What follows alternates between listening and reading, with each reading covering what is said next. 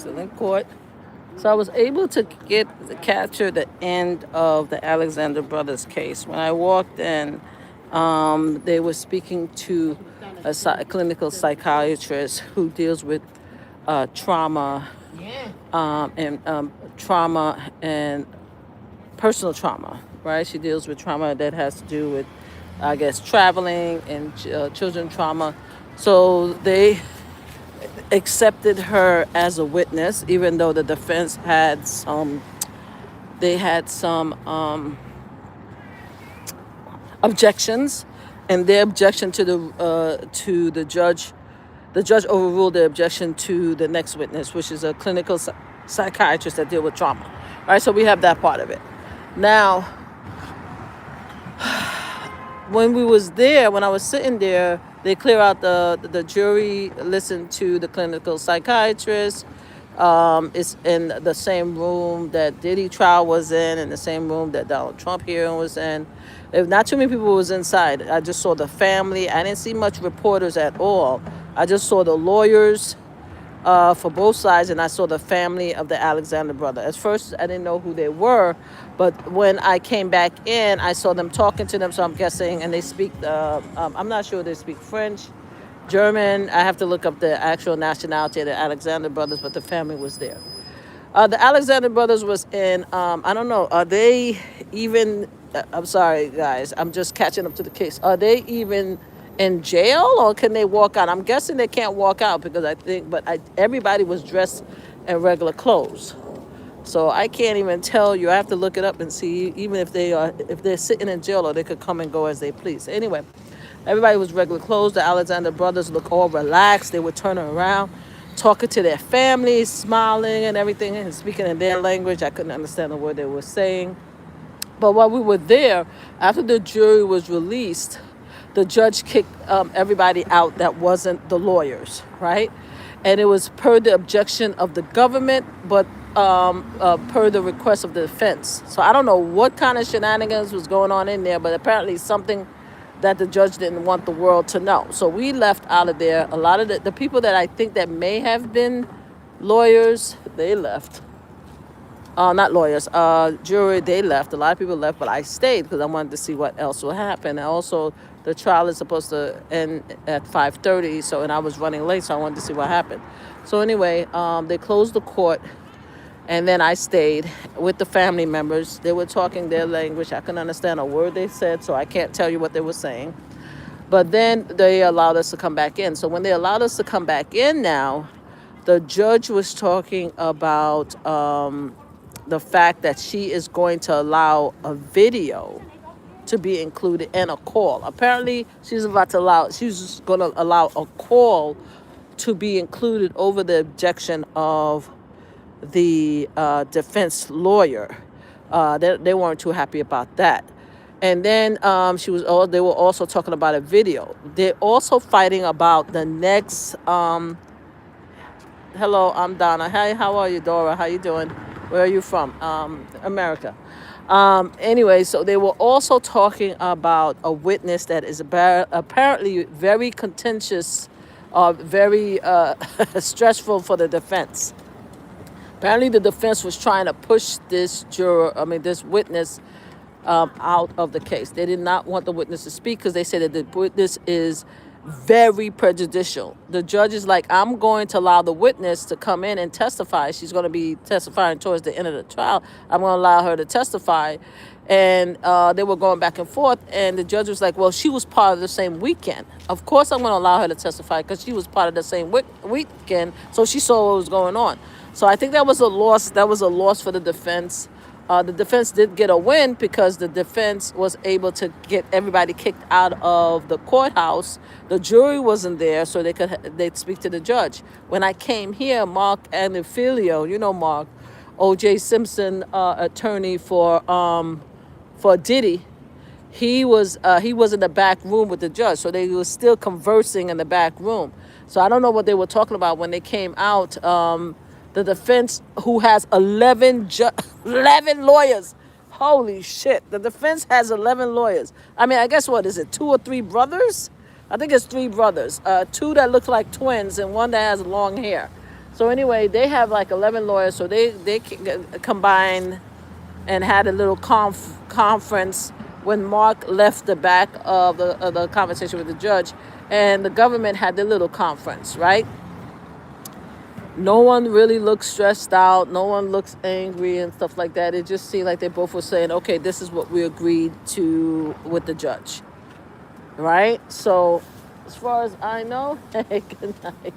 As far as I know, the thing that's stressing them out, the defense is stressing out, is this witness that apparently they don't want to testify. She's going to be the last witness. And also this call. Apparently there's a call that they did not want us to hear about. So that's what we're waiting for. I was waiting for Mark Agnifilio to come outside so I could ask him a bunch of pointing questions. Because there's no, as you could see, there's no media here. I guess this case, look, the media was here for Blake Lively case, right? But they're not here for this case. It just goes to show that people really don't care about SA cases unless it's a celebrity. And I'm talking media. Me, I can't come here every day, all day, because I have a regular job. You understand what I'm saying? I can only capture, come in every other, during lunch or very early on. I'm going to try to get here very early to catch to see what the psychiatrist is going to say. Also, I'm going to try to come tomorrow. Oh, shoot, I may not be able to come tomorrow. I'm going to try to come during lunchtime because I want to see what the witness have to say, because apparently this witness is stressing out the defense. And I got to hear what she has to say to get them all in the tizzy to the point where they close the courtroom. Like, what the hell did she have to say? Why do you guys fighting so hard? So I really want to hear about the witness. I heard about the other witnesses, which I wasn't able to come to court to hear, but I heard that their testimony was very damaging and very, because Mel Smith is actually the one who actually came to court almost every day, and he said the witness stories are horrendous. But I wasn't able to hear it. I'm gonna go back and see if I could see the transcript. But again, there's no but. I know, let's not but. There's a period. I'm gonna look at the transcript and see what was said. However, I've been in enough essays situation and know enough of it to know how traumatic it could be, how their stories could be pulling to the hearts of the jury, if the jury believed them. But we learned from the Diddy case that jurors don't believe survivors. They don't believe in victims. So we'll see what happened. Something else happened. The judge is pushing because apparently Mark Agnifilio, again, Diddy's attorney, whose main job is to be the lawyer of every very rich millionaire SA predator in existence. I don't know why I'm not seeing this man. Every time I turn around, he's the lead attorney. His wife is a lead attorney for Luigi. He's a lead attorney for here. He did Diddy. I mean, this man must be living the life of the rich and famous, because every time I turn around, he wants to represent an SA predator. So anyway, Mark, who I wanted to talk to today, I think he snuck through the back. He and the lawyer was having a conversation. The judge was having a conversation with the defense. The judge pleaded with the defense. Look, he said, defense, like this trial is running late, meaning that it's going over the schedule that they all agreed on, to the point that she's going to cut lunch in half and she's going to limit breaks because she wants the trial to continue. She's asked the defense, she said, please, can we please cut down on what you are going to show the jury? And I understand exactly what she's saying. She doesn't want the clients not to be defended properly. That's not what she's saying. She said she's asking them to stop the shenanigans, because that's exactly what they did with the Diddy trial. The shenanigans that Mark Agnifilio and all the Diddy lawyers did is a classic switch and bait. So what they did is they would sit down and they would read every single message, right, that could put a doubt on the witnesses. Of course, we know the fact that that's what lawyers do, right? If you have a lawyer, you want your lawyer to make sure to overturn every leaf to create doubt across the board. But what they do is they are repetitive about it. So let's just say that they read the text for one witness, right? And they read it, they talked about it and stuff like that. When the next witness and the judge had a ruling, whether it's I'm not overruling it, right? I'm overruling your decision. It could proceed. They will go back in 10 times to bring up the same evidence and try to slip it in, so that the prosecutor, after he's saying that, objection, objection, objection, objection, objection, just for the judge to go back and say, look, I said sustain, sustain. I do not want this piece of evidence to be there. Also, they would be repetitive with the receipts. They would be repetitive with the receipts. It's the same thing. A prime example was when Cassie was on trial with Diddy. There was one sentence she says that when she was in a relationship, and in the very, very, very, very beginning of the relationship with Diddy, she said she texted a sentence that because he was sweet talking to her. She texted a sentence to say that I would like a freak off forever with you, right? That's what she said. So when she said that, the court, I remember, even me, I was like, what the fuck is this? Like, what is she saying? She said it in the first year of the relationship. She said that. There are thousands, hundreds to thousands of messages when she said that I don't want to freak off. I want to just be with you, right? And the government kept on trying to push that. Like, even though she said it the first year, she changed her mind, like women have a right to do. But they, meaning the defense, Mark, will just repeat that over and over again. After every fucking witness, she will repeat. Well, Cassie said she wants to FO forever. Cassie said she wants to. This is the kind of shenanigans that they're up to. So the judge is over it. She's saying, like, look, this is going over. I mean, we are late. The trial is late. The schedule is late. She said, to the point that I have to cut lunch. I have to get rid of. I have to be strict on the break. Apparently there's a juror that needs to be out of there by 5 o'clock, probably have to pick up her child or something like that. And she's asking them, she said, please, if you have evidence in the case that you need the juror to listen, I'm more than happy for you to listen. But for you to continue to do what you're doing now, and I could see it's not even moving the juror, it's not doing anything, it's just shenanigans, it's just theater. I'm asking you, defense, to please be cognitive of the time that we have here, and please consider what you're doing. So when she said that, I'm like, yeah, Mark and his people are doing the theater. They're just lying. He's just playing theater. So that's what really happened. So the judge ended the trial. She asked the lawyers and the defendant to be there at 9 o'clock tomorrow. I guess the trial is gonna start. Normally when they're there at 9, the trial starts around 9:30, 10, and it goes until about 5:30. So tomorrow I'm going to try to be here tomorrow to see if I could hear the psychiatrist. I don't need to hear the psychiatrist so much. I will try to be here. I really want to come here tomorrow afternoon to listen to that witness. And I think she is going to testify tomorrow, if not next week. But I want to listen to that witness because the defense was not happy that the judge agreed for the defense to actually come. I mean, the witness. I'm sorry. The defense is not happy that the judge agreed the witness to talk tomorrow. So I don't know what the witness saw that weekend, but because apparently it had to do with a weekend, and she was there, and the defense was like, "Oh, she's very prejudicial. We don't want her." That's the witness I want to hear. I want to hear what she has to say. That have the defense all panicky and stuff like that. So that's where we are. I'm walking out. I was hoping to get the Mark out here to answer a couple of questions. His behind probably sneak out through the back because he didn't even come to the front, which is unlike them. I don't know what he did, but normally they come out the front of the courthouse because I stayed there. I was right there. I stood right there. I stayed right there until everybody left, until the court officer locked the door. I was there. So he must have snuck through the judge terminal, the judge room, and went out the back because he's not here. The other lawyers are not here. And they locked the door. So he didn't come through the front with me. So, yeah, so whatever shenanigans that he's up to, he doesn't want anybody to know about it. It's very rare that a judge would actually ask everybody to leave a room to have a conversation with the lawyers.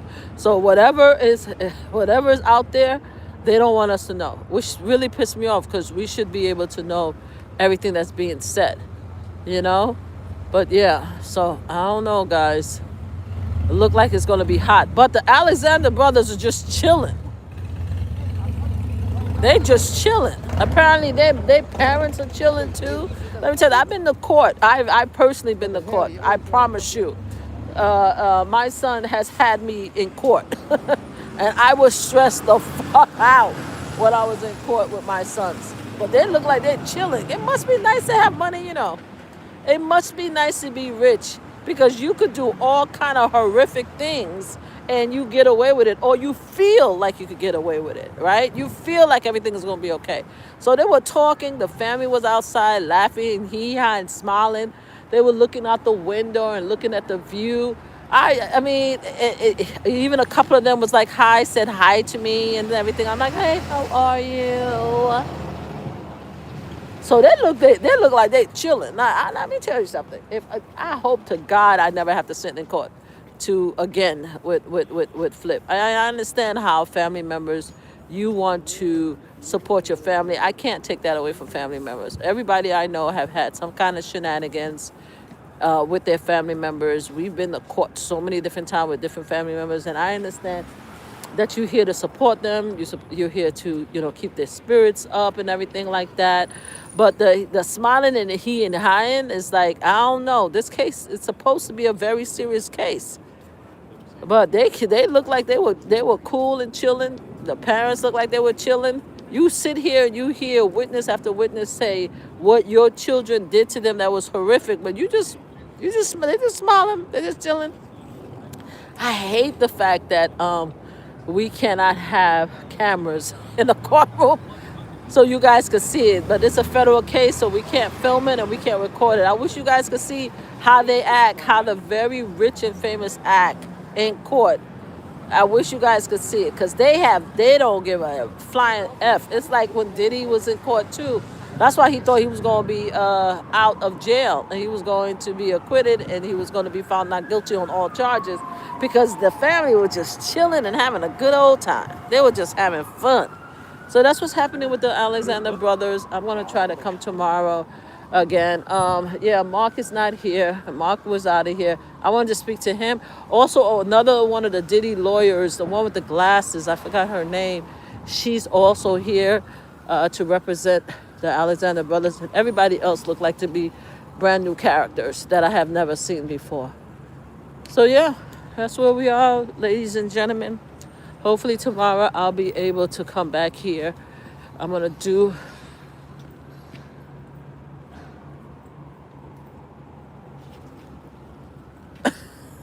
He just closed up. I'm trying to walk over and he just closed it up. Let me go through this way. The court officer stressed my ass out. I'm trying to walk over there. He just closed it up. Anyway, we'll see what happens tomorrow. I'm trying to see if I could get that witness that they are so stressed out about tomorrow. Fingers crossed I could come here tomorrow afternoon and get them, and see what the hell they find. They're going to find, I know him. Knowing Mark, he's going to find every dirt he can on that witness and call her all kind of hoe, just like he did Cassie in her case. So I'm not even looking forward to it, but I'm waiting, anticipating the theater that this fool is going to give us. And I'm sorry for disrespecting my attorney. I shouldn't be calling him a fool. I use that word not to disrespect their intelligence, but just because I'm pissed off at their antics. Because obviously he's not a fool because he got Diddy out of 3 charges that Diddy deserved to be charged with. I don't care what anybody say. Diddy was guilty on all 5 charges. And now he's trying to save Luigi, which is weird in his own way. So he has a tendency of being very dramatic. So we're going to see what he has to say and what he's going to say to the witness. All right, guys. I'm sorry, my hat is acting looking crazy. All right, guys, I'm out of here. I'm wondering why they are blocking. It's very weird. They're blocking the whole. They blocking the whole gate. I'm not sure why they're doing that. It's weird to me what they're doing. There's not, I mean, do you think it's because, I wonder, but why? I know that they have like, they're fixing something. Maybe that's why. It's weird to me. It's weird why they're doing that. So anyway, guys, let me see. What do you have for dinner? Hold on. Hi, how are you? Sorry, Finny boy, sorry. Jane fried. Okay. You're a celebrity. Nice. Please shout me out. Grandma, I'm not grandma, Finny boy. Well, actually, I am somebody grandma, but I don't hold the title of grandma. I hold the title of Mama Flip. It's better that way. And let me see. Oh, you've been in here a long time. Okay. All right. So you guys take care of yourself. Thank you for being here. Fanny Boy wants me to shout him out. Thank you for being here, Fanny Boy. Was it Finny Boy 590. Thank you for being here. Thank you everybody else for being here. Again, we were here earlier. I came here because I wanted to be here for the Alexander brothers, but I ended up being here because the Blake Lively trial is here with Justin, the Italian director of that movie that they did together.